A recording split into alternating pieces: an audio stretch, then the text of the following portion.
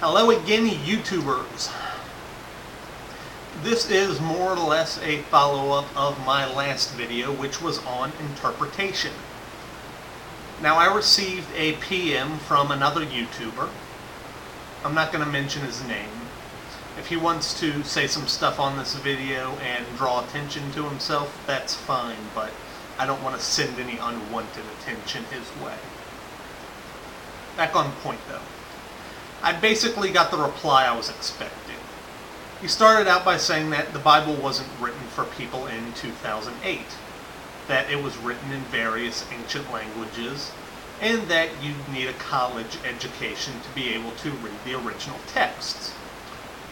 Now, although I may be interpreting this part wrong, I'll let it go as merely a setup to the argument and not as a cheap shot calling me an uneducated hick.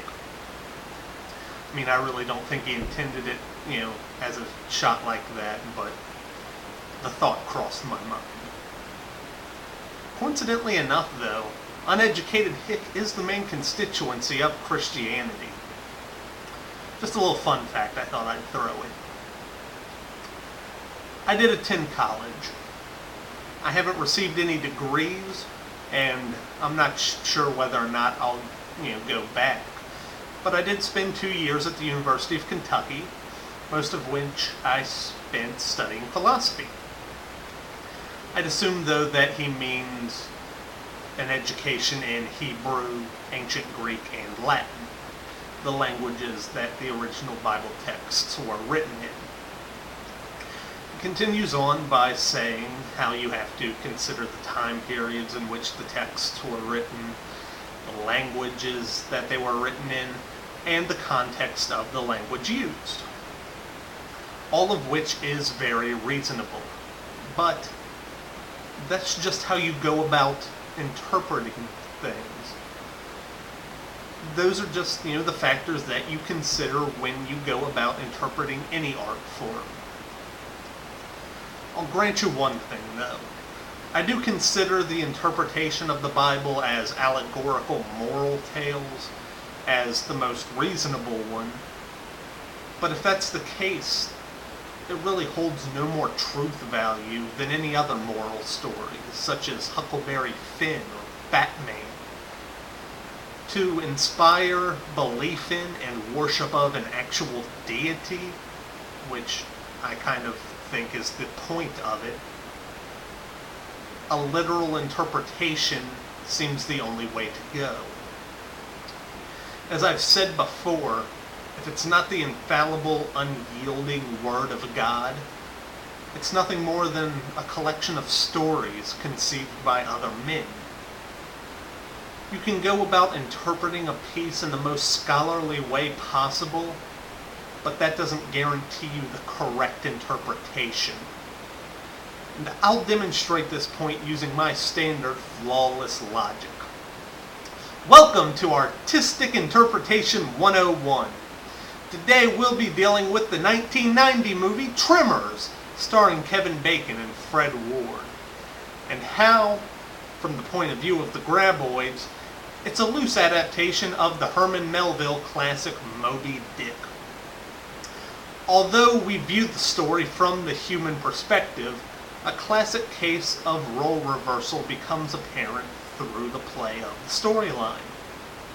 Adaptation was and is a common element of the modern art of film, such as in the case of the Steve Martin movie Roxanne, which is based on Cyrano de Bergerac. I know I'm butchering that pronunciation, but fuck it. Or 10 Things I Hate About You, starring Heath Ledger, which is based on The Taming of the Shrew.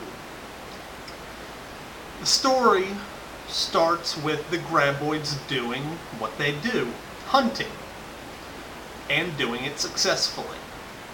Until, of course, the incident which pits the Graboid, which comes to symbolize Ahab, against Valentine McKee, Bacon, and Earl Bassett, Fred Ward's character. As the Graboid grabs their truck in an attempt to get them, they're able to break free and drive away, ripping out one of its tongues in the process. These two characters portray the white whale Moby Dick. They portray the wily and elusive nature of the whale, and they're not only the ones who got away, they disfigured the graboid and became the obsession of its revenge. Every time that Val and Earl appear to be trapped in the movie, it's by the graboid they've dubbed Stumpy, which is also a nickname used in modern English vernacular that, refers kindly or unkindly towards a person who's lost an appendage, a further attempt to identify Stumpy as Ahab. When they're trapped on top of the boulders, it's Stumpy. When they're in town and trapped on the rooftops, even though all the remaining graboids are there, the one lurking under their building and trying to shake them is Stumpy. And in the final showdown, Stumpy is the remaining graboid, and Val and Earl are the ones who take him on. In his blind obsession, Stumpy sacrifices the lives of his fellow graboids, and in the end, his actions lead to his own demise. In Moby Dick, it was the whale who smashed the ship, but Ahab remained and went down with it. In Tremors, Val threw the explosive behind Stumpy, but he's the one that fled, driving himself off the cliff, while Val and Earl continued off into the sunset. The reverse symbolism is apparent throughout the movie, with the desert being an analog for the ocean, and the graboids, which could also be seen as land whales, going after the humans instead of the other way around. Now, with all of that said, and a very well-reasoned interpretation, I think, it's all bullshit that I just made up. The truth of it is, the writers, S.S. Wilson and Brent Maddock, just went out to make another monster movie, which is apparent if you've seen the sequels, all of which were made by those two. But as far as the original goes, one of them, I don't remember which, was doing field work in the desert, and while on top of a boulder, he had the thought, what if I couldn't get off this rock? Also, they did the movie as a counterpoint to a lot of the monster movies of the 50s, where you'd have an origin story of the creature or creatures, and then a random scientist that not only knew their origin, but also knew how to destroy them.